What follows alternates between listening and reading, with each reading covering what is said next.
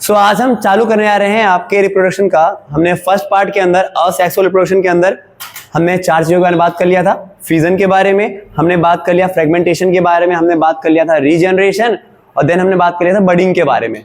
ये हमारा second part है जिसके अंदर हम बात करेंगे असेक्सुअल रिप्रोडक्शन का फिफ्थ पार्ट, जिसका नाम है वेजिटेटिव प्रोपागेशन, यानी हिंदी में बोले तो वनस्पति परिवर्तन या वनस्पति आवर्धन। अब देखो वेजिटेटिव प्रोपागेशन में होता क्या है, समझना ध्यान से।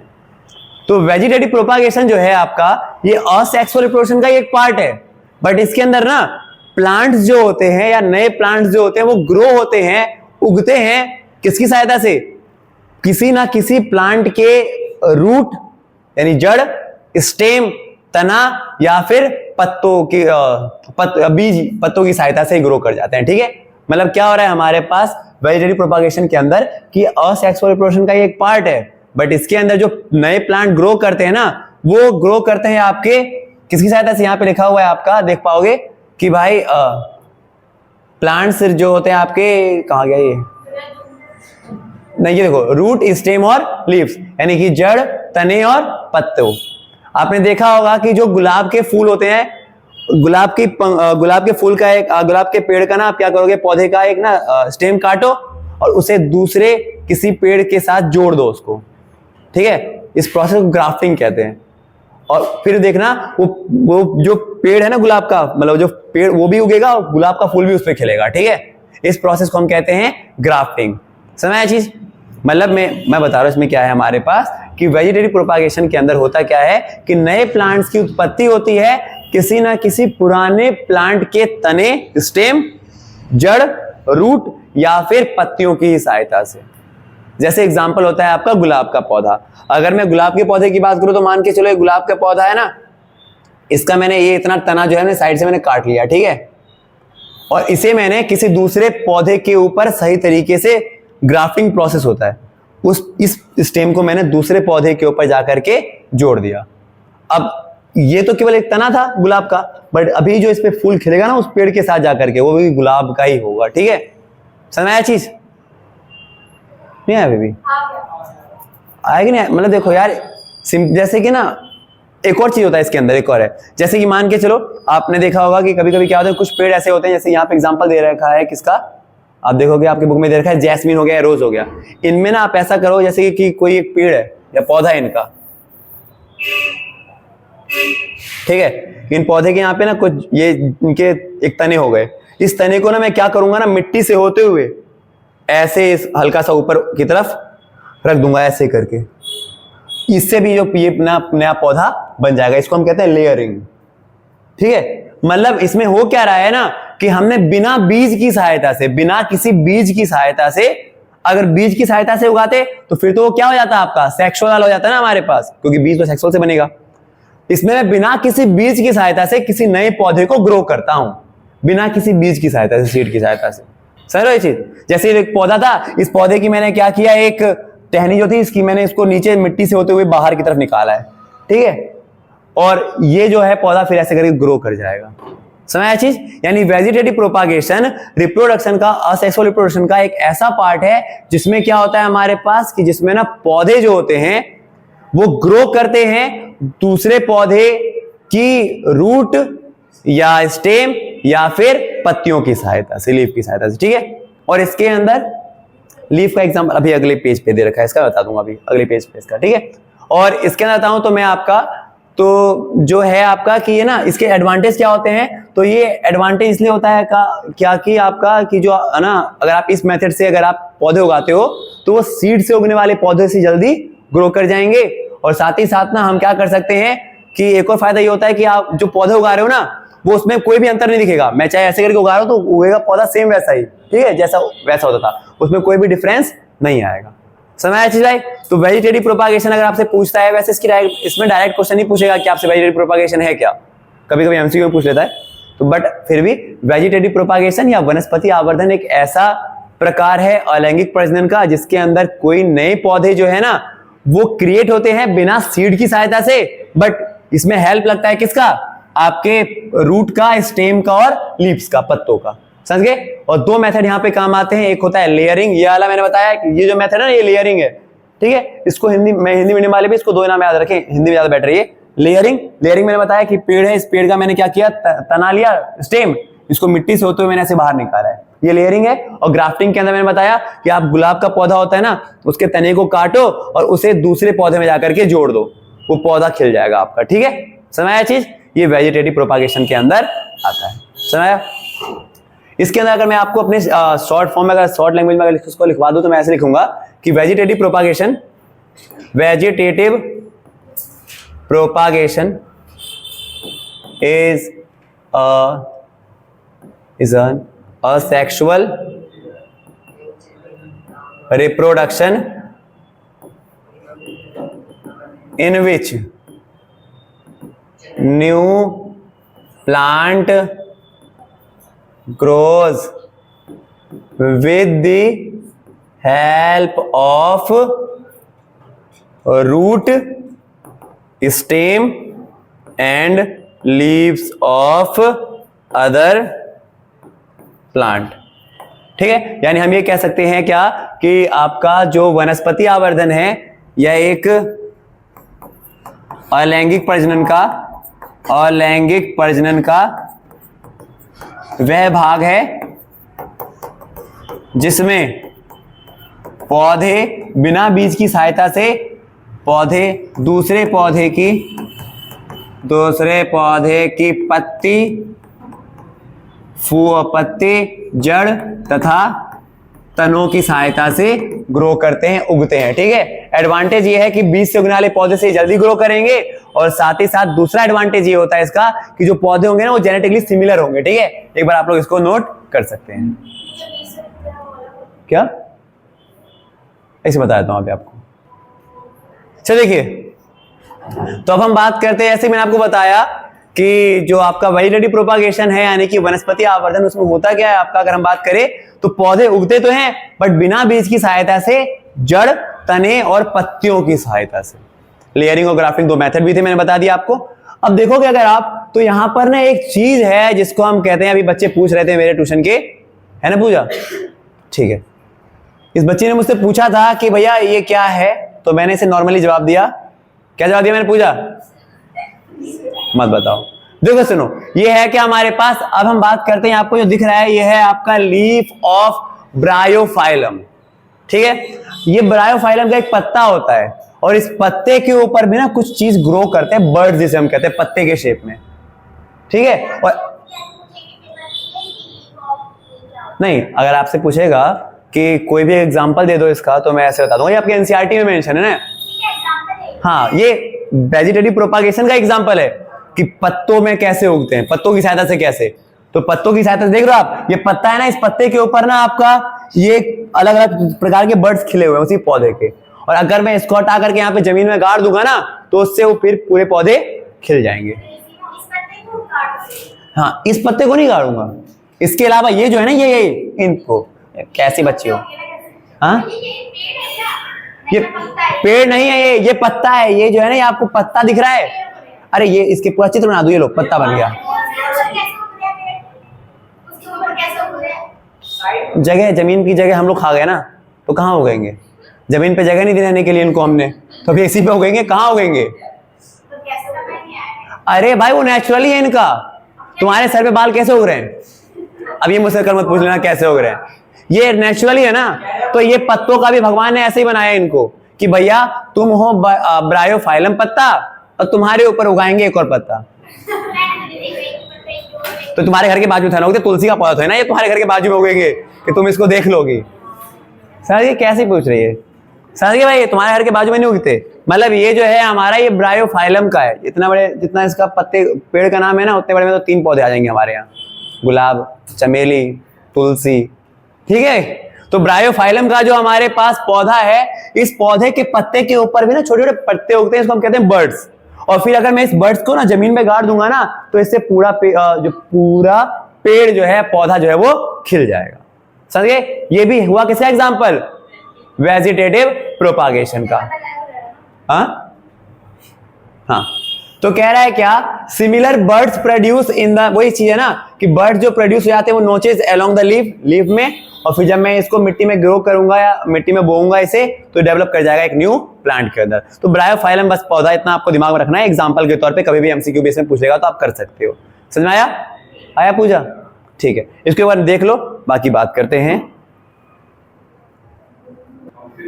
हाँ, तो जैसा कि आप लोगों को अभी मैंने ब्रायोफाइलम का पत्ता दिखा दिया, अब उसके बाद हम बात करते हैं, अभी उसी टॉपिक के अंदर हम चल रहे हैं, वेजिटेटिव प्रोपागेशन के अंदर ही। इसमें एक टॉपिक है आपके एनसीईआरटी में दे रखा है, टिश्यू कल्चर, यानी कि उत्तक आवर्धन।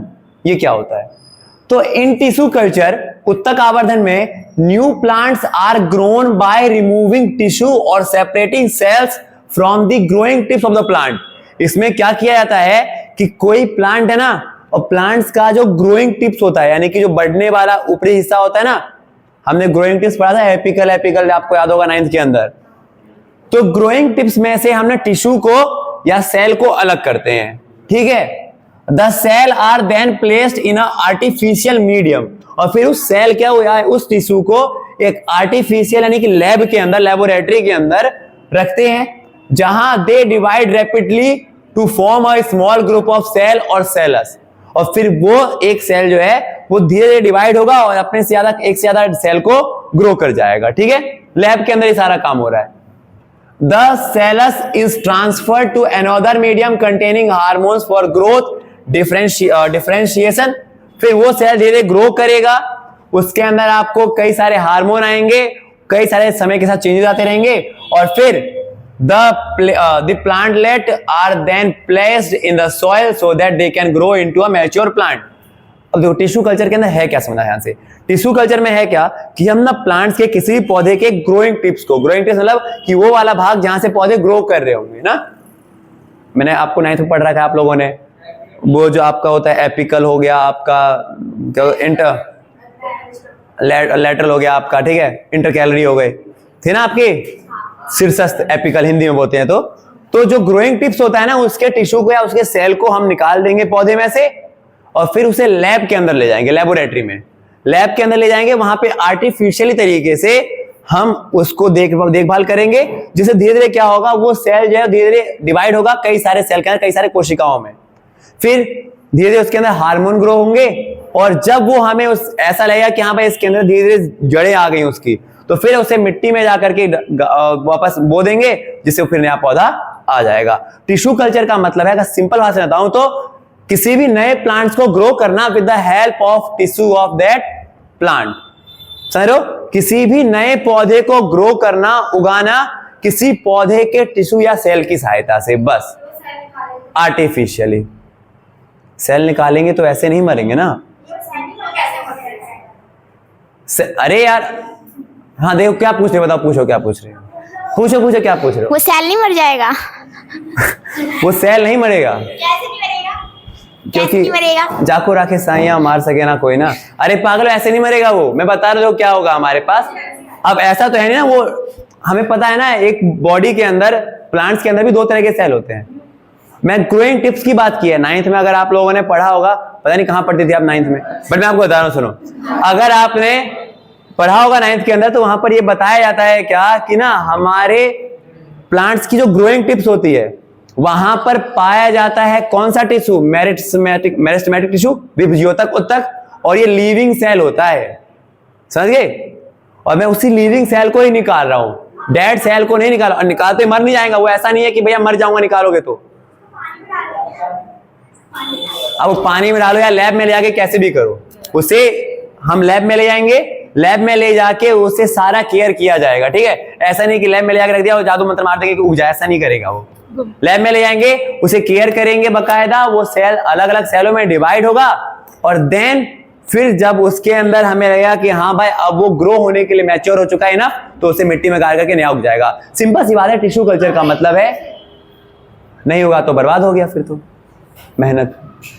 समझ गए भाई? तो टिश्यू कल्चर का मतलब क्या है हमारे पास, वेजिटेटिव प्रोपागेशन का, या एक ऐसा प्रकार जिसमें पौधे ग्रो होते हैं with the help of tissue या cell of the other plant. समझ में आया चीज?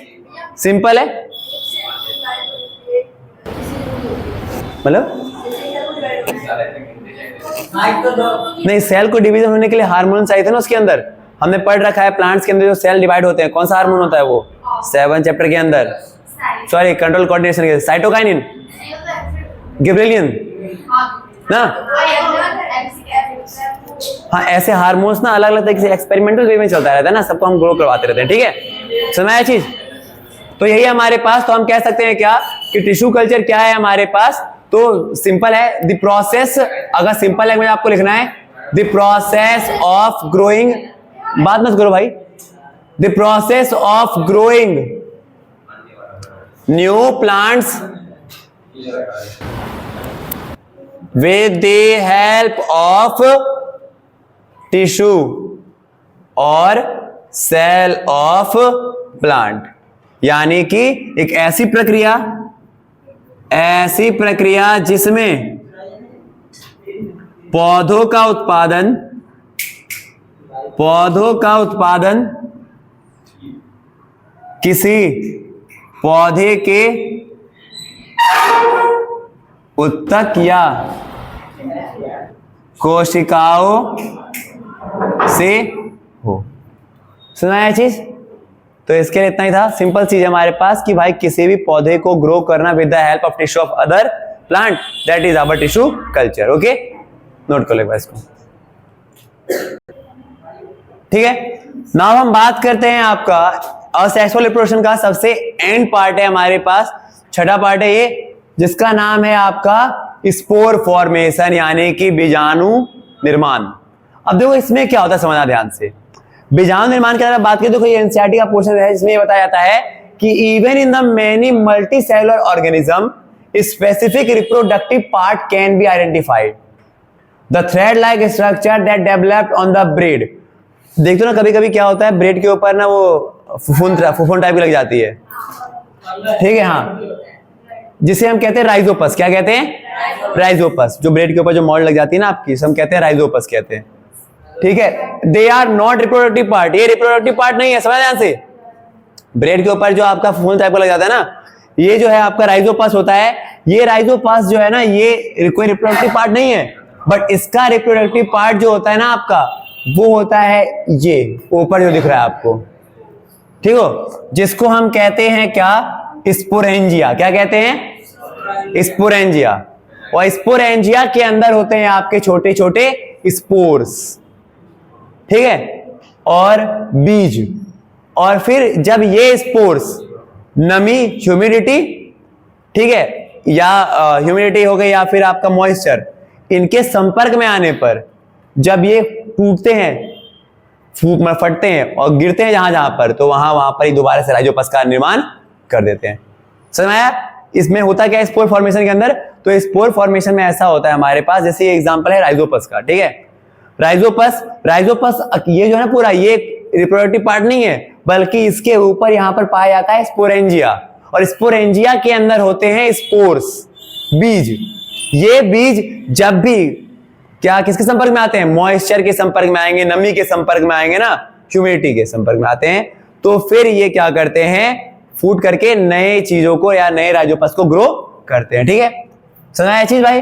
These spores are covered with thick walls, जो इन्हें प्रोटेक्ट करती है, और जब ये फूटते हैं, मॉइस्चर सरफेस में आते हैं, तो फिर ये क्या करते हैं? नए राइजोपस को ग्रो कर देते हैं। समझा ये चीज? सिंपल चीज है। राइजोपस वाले में होता क्या है, या फिर हम बात करें स्पोर फॉर्मेशन में क्या होता है, तो इसके अंदर राइजोपस नामक एक जीव, जो इसमें क्या होता है हमारे पास कि जो इनका ये राइजोपस का पार्ट, ये जो है ना, ये रिप्रोडक्टिव पार्ट नहीं है, इसका प्रजनन अंग नहीं है, इसका जो रिप्रोडक्टिव पार्ट होता है वो कौन सा? आपका स्पोर है, यानी इसके अंदर स्पोरेंजिया, स्पोरेंजिया के अंदर स्पोर, और जब ये स्पोर क्या होते हैं? मॉइस्चर या फिर नमी के संपर्क में आते हैं, तो फिर ये नए राइजोपस को या नए ऑर्गेनिज्म को ग्रो करते हैं। समझ में आया चीज?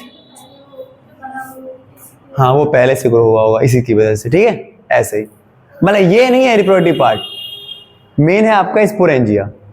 अगर आपसे पूछे राइजोपस का जो रिप्रोडक्टिव पार्ट है वो कौन सा है, वो है स्पोरेंजिया, और स्पोरेंजिया के अंदर पाए जाते हैं स्पोर्स। समझ में आया चीज भाई? हाँ, तो मतलब आपने इस चीज को अगर सिंपल वे में लिखोगे तो आप ऐसे कह सकते हो कि भाई ये हो गया आपका राइजोपस, राइजोपस में होते हैं आपके स्पोरेंजिया, ठीक है, और स्पोरेंजिया के अंदर होते हैं स्पोर्स, और जब ये स्पोर्स आते हैं कांटेक्ट में किसके? मॉइस्चर के, तो ये प्रोड्यूस करते हैं न्यू वन। बस ऐसे इस वे में आप कर सकते हो, इसको समझा अपने अकॉर्डिंग, ठीक है, समझ गए। ये केवल ये इसको नोट कर लो। हाँ कौन सा? ब्रेड मोल्ड में फंगी भी होता है, उस पर तो वो फंगी भी होता है। ये भी है, पाया जाता है उसी के ऊपर, राइजोपस में ये भी है। देखो अभी है ना ऑन द, एक सेकंड पहले इसको पॉज करूं। ठीक है, फिर आज के लिए इतना ही रखते हैं। हमने असेक्सुअल रिप्रोडक्शन के सारे पार्ट कर लिए। इसमें हमने बात करी फिजन के बारे में, फ्रेगमेंटेशन के बारे में, देन हमने बात कर लिया था आपका वेजिटेटिव प्रोपागेशन, आपका रीजनरेशन, बडिंग हो गया, और लास्ट हमारा स्पोर फॉर्मेशन, जिसके अंदर हमने देखा कि स्पोर जो होते हैं वो नमी या मॉइस्चर के संपर्क में आने के बाद नए जीव को जन्म देते हैं। ठीक है, अब हम नेक्स्ट पार्ट में बात करेंगे आपके पौधों के अंदर प्रजनन कैसे होता है, रिप्रोडक्शन कैसे होता है। तब तक मिलते हैं फिर आपके लिए नए वीडियो में। तब तक के लिए जो करो भाई, जो मन करे कर लो।